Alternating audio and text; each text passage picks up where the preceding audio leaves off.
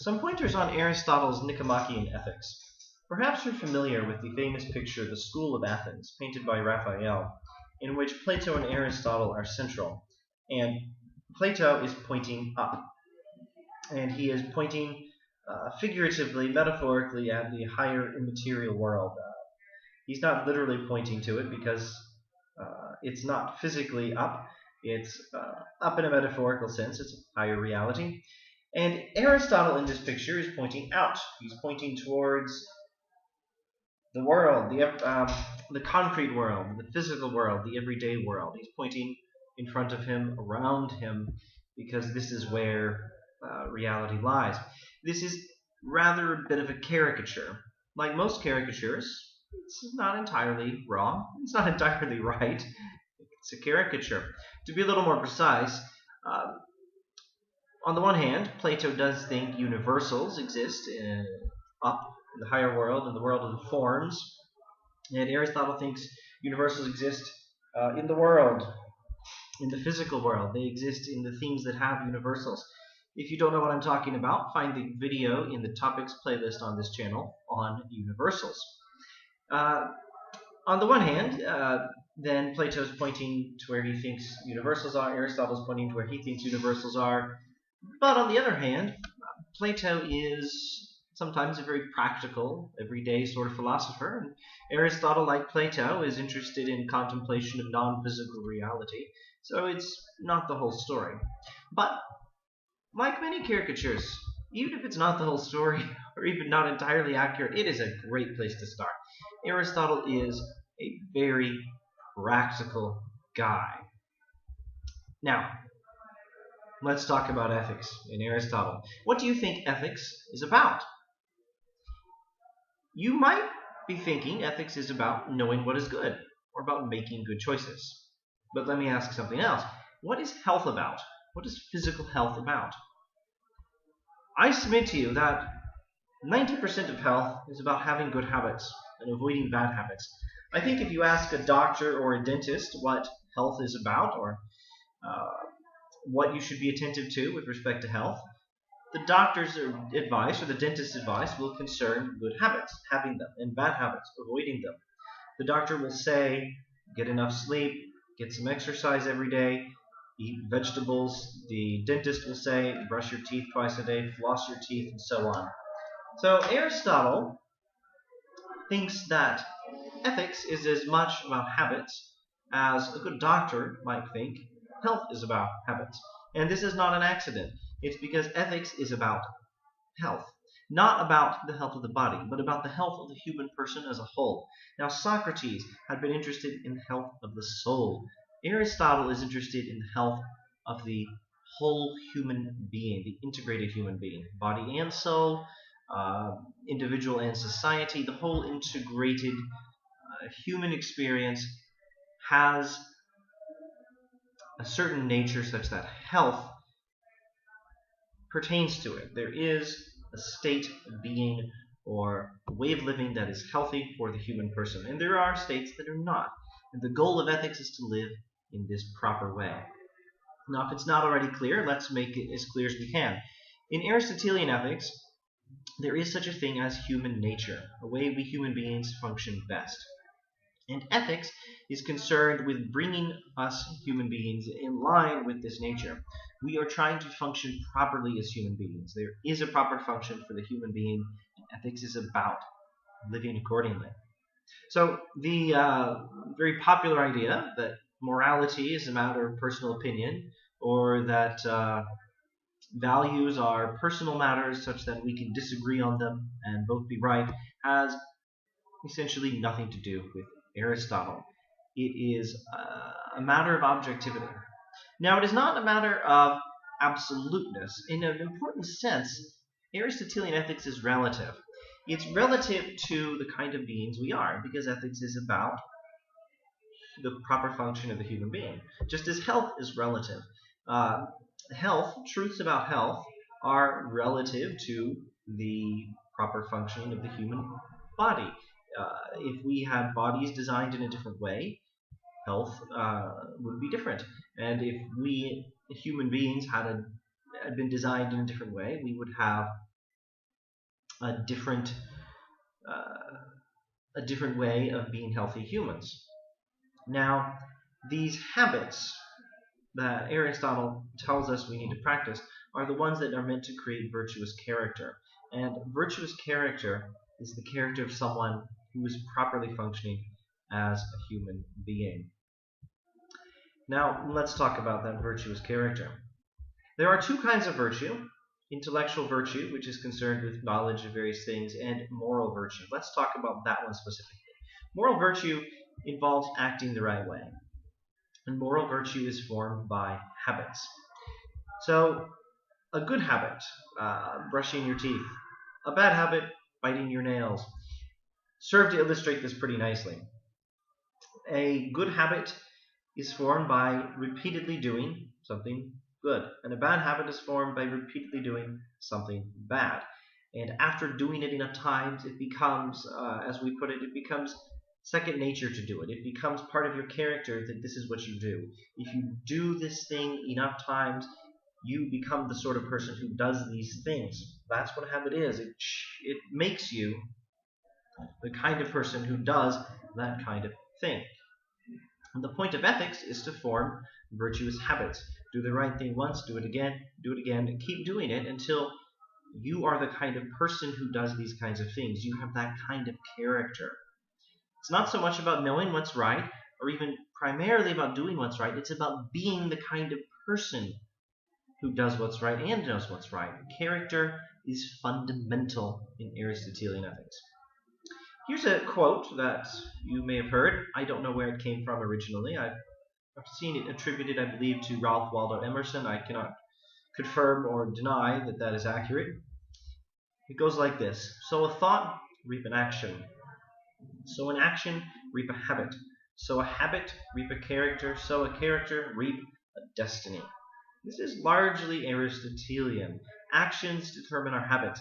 Habits determine our character. And character determines our destiny. In particular, it determines how happy we are. Understand this: just as health is necessary for, just as proper functioning of the body is necessary for health, it is to be identified with physical comfort. Health is physical comfort, or includes it, or leads to it, or supports it, or something like that. Virtue and happiness have the same relationship. Happiness is an activity of the soul in accordance with virtue, Aristotle tells us. Happiness is what happens when we are virtuous. The properly functioning person is the virtuous person, and the virtuous person is the properly functioning person, and only a person who is functioning properly can be healthy. Only a person who is functioning properly can be happy. The health of the whole person, the proper functioning of the whole person, happiness, virtue, these are all pretty much the same thing in Aristotelian ethics.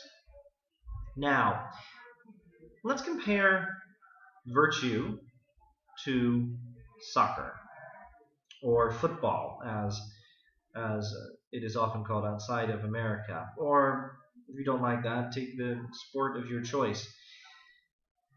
This helps to illustrate something about Aristotelian ethics. One becomes a soccer player by playing soccer, but one plays soccer better after one has become a soccer player. A proper kick in soccer is the sort of kick that is done by a good soccer player. A good kick in soccer is the sort of kick that is done by a good soccer player. But how does one become a good soccer player except by kicking? So you do the things that are done by a good person in the sphere of soccer, and by doing them you become that kind of person, but it's not until you have become that kind of person that you're able properly to do them. And in ethics it's the same. One becomes a good person in the sphere of being, in the sphere of life as a human being, by doing the kinds of things that are done by a good person. One is not able to do them properly until one has become that kind of good person, but one becomes that kind of person by doing these things. You become good by doing good things, and you do them better after you have become good. Or you become good by doing things like good things. And when you're finally good, then you will be able finally to do good. They're not good till they're done by a good person, but you can only become a good person by doing the same kinds of things or the same things. It's complicated at first. It's like the kicks in soccer. Strictly speaking, a good kick in soccer is the kind done by a good soccer player. But you become a good soccer player by practicing good kicks. Now let's say something about what life is like when our character is properly formed, when we have virtue. When we have virtue, we take pleasure in the right things and we take pain in the wrong things. And Aristotle says that this is the sign that our characters are properly formed. Consider what habits do to us. When we have habits, we take pleasure in acting according to them. We are pained when we go against them. So taking pleasure in what is good and being pained by what is wrong is a sign that we are accustomed, that we are habituated to doing good and habituated against doing wrong. And so having pleasure in good and being pained at bad is a sign of a well-formed character. Aristotle says that this is a process that must begin when we are still very young. And for those of us who have not been raised in virtuous habits from our childhood, I'm sorry, Aristotle says it's too late. We will never be good or happy. But having said that, it's still good to try and to make as much progress as you can. Of course, this is Aristotelian ethics. If Aristotle's wrong, then none of this is the case. Or even if he's largely right, the idea of grace, the religious concept of grace, of help from God that was not deserved, might help those of us who were not trained in virtuous habits from our childhood. So don't be too pessimistic about what Aristotle says. Now, this video has gone on longer than I had hoped already, but there's still a little more to say. I think we can stick to maybe just one or two more topics. We need to say something about virtue as a mean between extremes. Virtue is a middle ground between extremes, a balance between extremes, much like health is a balance between extremes. Now, the nature of health as a balance between extremes should not be misunderstood. It's not a balance exactly in the middle. It's somewhere closer to one side than to the other usually. How much sleep should you get in every 24-hour period? A good doctor will give you a range, 6 to 8 hours or something like that, 7 to 8, 7 to 9, and some of you might need 8 or more. Some of you might be fine with 6 or a little bit less. Some of this varies from person to person, but for all of us, probably, at least if we are healthy adults, the right amount of sleep is closer to no sleep than it is to 24 hours of sleep. And this is much the same with virtue as well. Let's look at two virtues as means between extremes that are concerned with a certain kind of thing. The virtue of courage is a mean between two extremes, and it's concerned with fearlessness in the face of danger. So let's say on this side we have the excess, and on this side we have the deficiency. Here we have too much fearlessness in the face of danger. Here we have not enough fearlessness in the face of danger. Now, yes, that's right. Too much here, not enough here. This is the vice of rashness. Too much fearlessness in the face of danger. This is the vice of cowardice. Not enough fearlessness in the face of danger. The virtue, however, is located further from cowardice than it is from rashness. It's probably further from cowardice, closer to rashness, somewhere around here probably. The virtue is close to cowardice. It's further. Virtue is closer to courage. The virtue is courage. It is closer to rashness than it is to cowardice.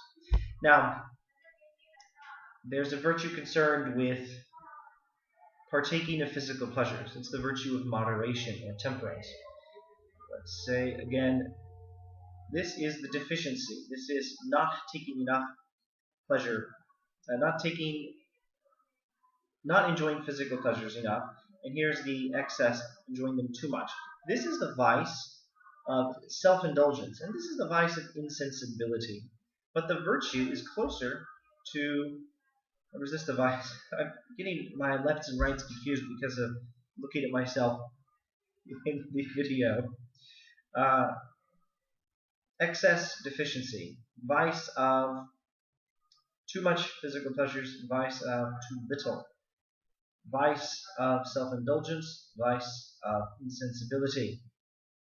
And the virtue is closer to the vice of insensibility. It is somewhere over here.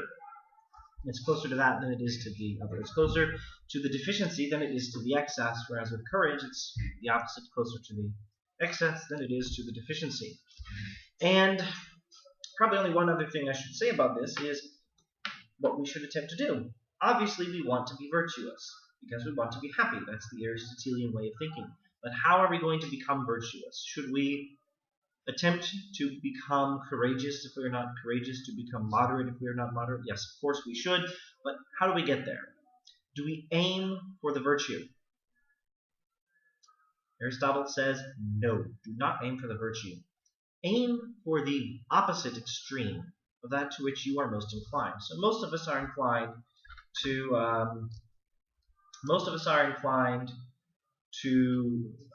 self-indulgence.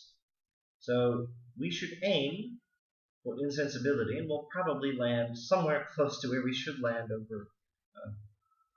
over here. And most of us are inclined towards cowardice, the deficiency. So we should aim for the excess, rashness, and we'll probably land somewhere close to where we should, somewhere close to courage. The best way to become courageous is to attempt to overcorrect and aim to be rash. The best way to become temperate is to aim to be insensible to physical pleasures. We tend to not reach what we aim for, so we aim a little high and reach about where we should reach. One final observation. Philosophers, ethicists, moralists do not always agree on how to determine what is right. Watch the video in the playlist on philosophical topics on this channel, Concepts and Traditions in Ethics, for more on this.